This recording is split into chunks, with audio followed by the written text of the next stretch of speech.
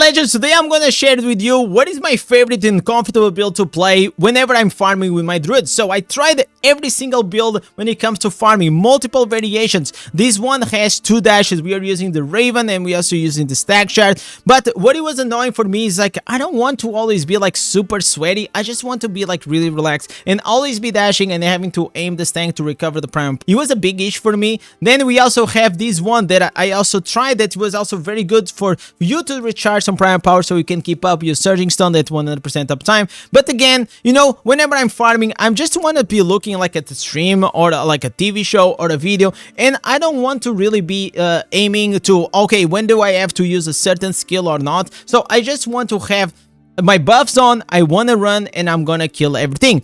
And we even saw this crazy build from Orid that you are actually probably is the fastest one, and at least for the remaining time that you are on your bed. It looks like really fun, but once again, I don't want to really be managing farms in and out, and like this, I found that this build is the one that it suits the best my needs, because if I can use just like 1 or 2 buttons while farming for like 2 hours in the circle farming or like terror reefs, or while I watch something on the side, that's the one that I try to make.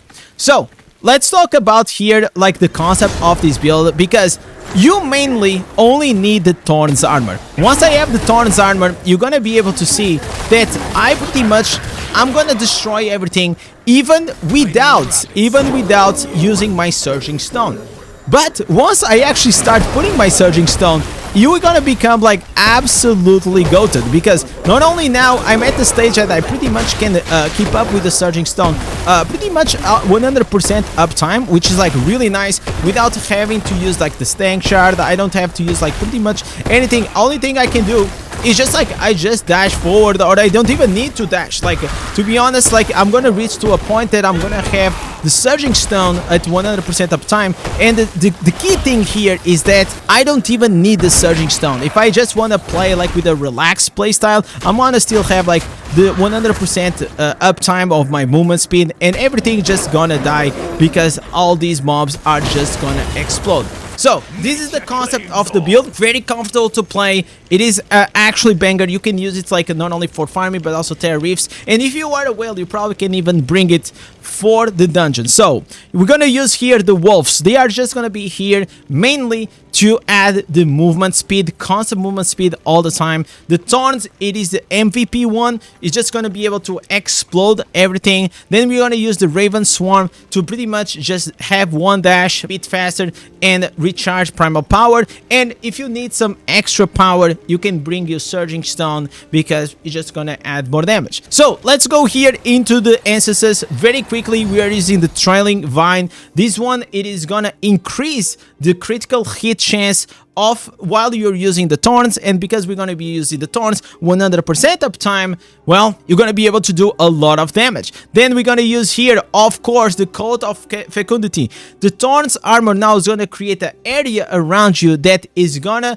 give and infect the mobs with smolder seeds that in contact with the burning damage is gonna be able to explode. This is an MVP instance, and the whole build when it comes to farming or in PvE in general right now, this is the mechanic behind the Druid doing so much damage when it comes to AoE.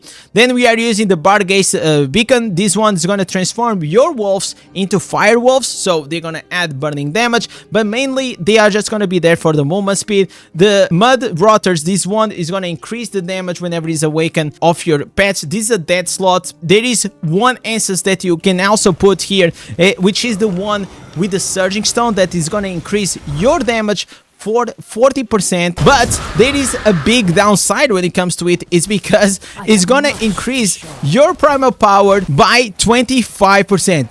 And you really don't want to do this, because like right now at the stage of the game, this is such a bad trade-off. Yeah, it's gonna be like 40% more damage, which feels great. That with Awaken it's gonna be 50%, but the Surging Stone itself, it doesn't do like a great damage. It's mainly there to proc your augments that you're gonna see. So try to not use this one, and just keep like your Surging Stone at 100% uptime. That's the goal of this build, because it's gonna be way more comfortable. You don't really want to be managing multiple answers and multiple things. Then we are using the Under the Wing Shades. This one, the Raven Swarm, is gonna dash you, but also is gonna recover half of the cooldown if you don't hit any target. And this is the important thing. Whenever you're gonna be farming, you really want to go with your taunts, but you don't want to be hitting the enemies. Don't dash into the mobs, dash whenever you kill the mobs. So if you have a pack here and you're gonna dash here, then you're gonna dash here, and like that you're gonna recover so much primal power. And that's one of the secrets for you to keep up your searching stone 100% uptime whenever you're farming.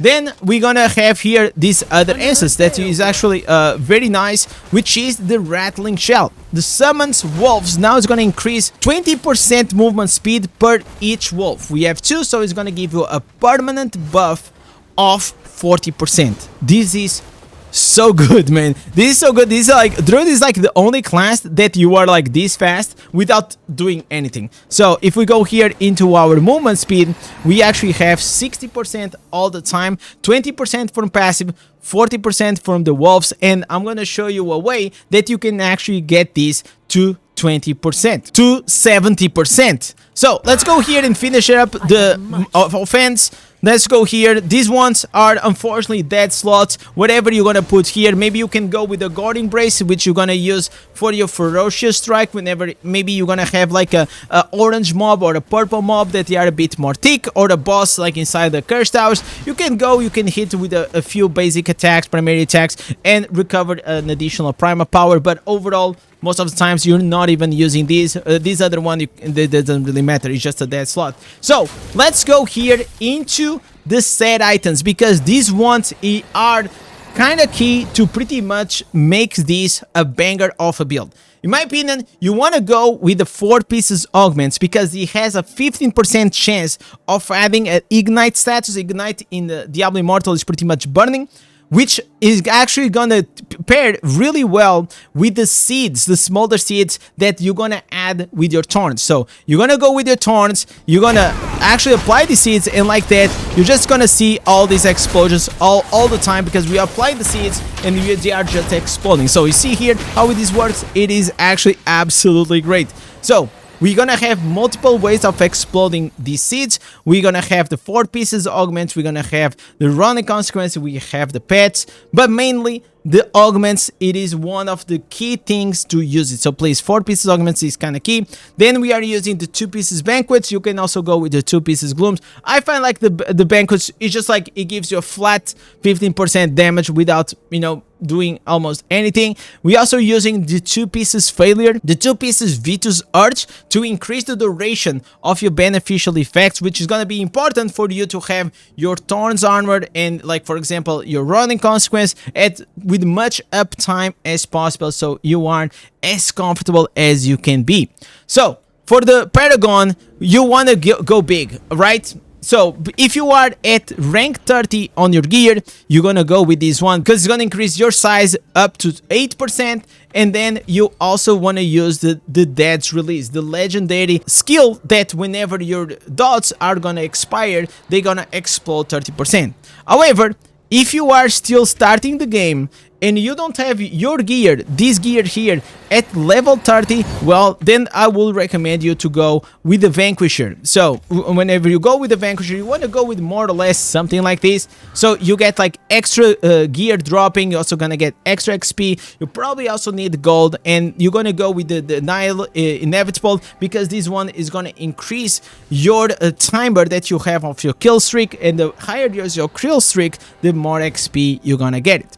So these are the 2 paragons that you can go. Talking about getting big, obviously you want to go with your protector room, that you just need to have this, the Shepherd's Burden. It is gonna increase your life and is also increase your size, and the bigger you are in this game, the faster you're gonna be. But there's also a third way to get bigger, and that's with the Colossus Engine. So while the Colossus is on, as you guys can see, I am a massive massive Druid, which is actually really great. So let's go here into the legendary gems. Right now we are using obviously the Colossus, increase size, increase the skill range of the taunts. Then we are using also here for the skill damage and the overall damage, Morn Skull. This is gonna give us a buff. This buff also is gonna have like these kind of like vile spirits that's gonna attack and create extra damage. We are using as well the Mother's Lament for the crit, and also there's a Blood Spike that's gonna attack. The Bloodsoaked Jade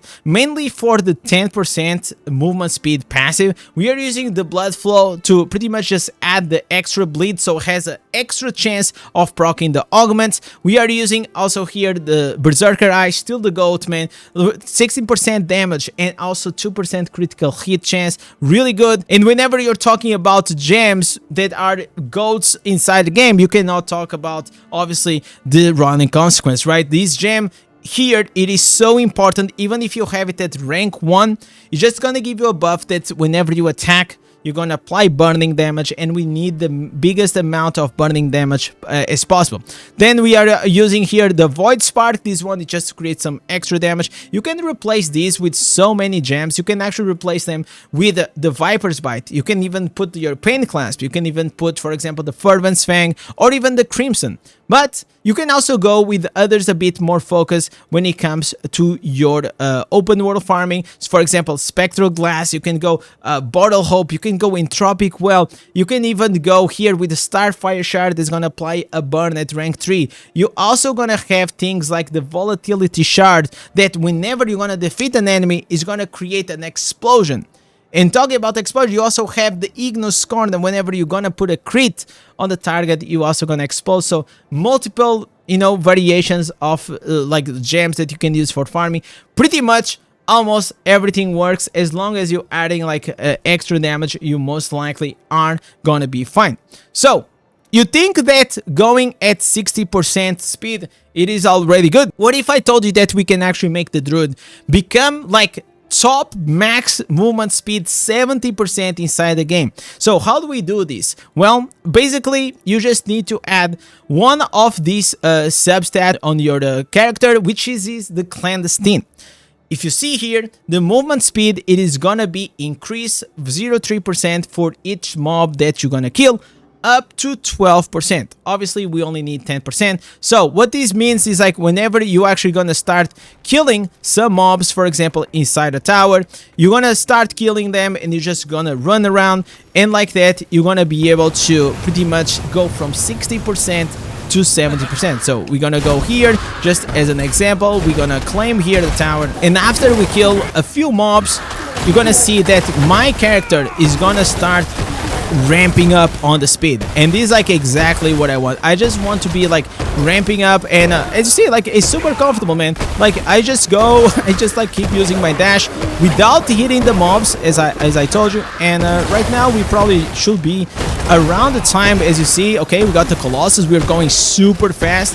And the reality is like we're going super fast, maybe not as fast as the bear, but I'm not doing anything, right? Like I can be watching like a video on the side and we'll be like completely fine. So now if I go and I check it out, most likely we're gonna be at 70% movement speed just by using one of these clandestine affixes. Where you can farm them, well, you just need to go to Ereban or even Abyssal Verts. They're gonna drop there. It doesn't matter if it is a bad piece, as long as it has the substat, you're gonna be completely fine.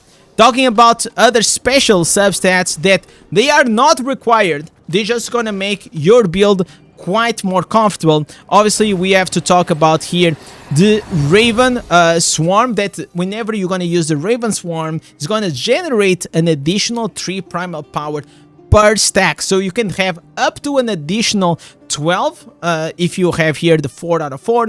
But the GOAT one, and if you have to pick, it is this one. The Surging Stone, the primal power consumption is now reduced by 10% per stack. I got here on my shoulders, I also have here on my pants, and as you guys see, these are not impressive pieces, but the reality is like you don't need this. This is farming. Like I just want to go for efficiency. So the more stacks you have from the Surging Stone, the more comfortable it's gonna be, and you're gonna be able to have your Surging Stone at 100% uptime without any problems. But more important than the Surging Stone, it is to actually have your Thorns always at 100% uptime, and the way you do this is by reaching to with a lot of skill cooldown reduction and also enough beneficial effect duration. So if we go here and we check out my skill cooldown reduction, you're gonna see that I have 9%, so it feels less, right? But the thing is, if you go to my awaken slots, you're gonna see that I get 10% more here from the chest, and I'm gonna get 10% more cooldown reduction on the Thorns from the headpiece. So right now I have 29% cooldown reduction, which the cap it is 30%, so I'm only missing 1%. You can also get here on your necklace, on your gloves, and also on your rings. You can get skill cooldown reduction there, but have in mind that manage to in a way that you have close to 30%. Beyond that, it is kind of useless. And the other stat that you also want to go with, it is the beneficial effect duration. So this means like your buff is just gonna go and increase, and whenever it increases and you have enough cooldown reduction, you're gonna be able to reach to a point that you're just gonna be able to comfortably have your Thorns at 100% uptime, and you need to, because this is like the prime source of damage for you to pretty much explode everything. Now talking about runes, there are a few runes that can be extremely good, but mainly, in my opinion, you only need this one. The Seer is the gold chest runes that is gonna give you a substat that you have 9% chance of exploding the target.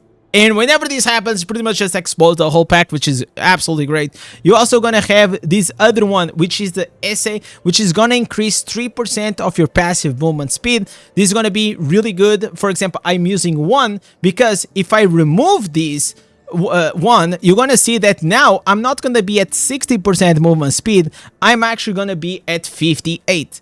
And farming, it is all about efficiency when it comes to movement speed and just having no downtime. And because of that, I just go here, and instead of putting a Fa or a Lev, I actually just put an Essay. So now right now I have the 60%. So I hope like these things are being helpful, because these are small tips that veterans already know. Now let's go here into the Reforged set. We are using damage to loss of control, we are using damage to demons, attack speed, beneficial effect duration, and critical hit damage. This is like the method right now for PvE. It works pretty much for every build, for everything in the game that you do, and overall it is just great. So I hope that you guys are gonna have some fun. Just go around, go to the open world. For example, there's a perfect spot here at the storm point that you guys can actually just go there and start destroying everything. Obviously, the stronger you are and the more affixes you have, the more comfortable it is gonna be, this build. This is actually the one that I had like the most fun to play with. As you see here, I just go around. I don't even like I need to, you know, auto attack. The packs, they just freaking explode, which is like really nice. And like that, I can actually pay a lot of attention to my chat. Even if you miss like one of the targets, don't worry, like you're gonna apply some bleeds with the Surging Stone, and you're just gonna be able to destroy everything. So I hope that you guys enjoyed this. This was an in-depth guide of how can I make my Druid farming machine. Don't forget to like, subscribe, type Druid in the chat so I know that you guys are the legends that keep creating channels. And with this, thank you for watching, and I'll catch you guys on live stream. Peace.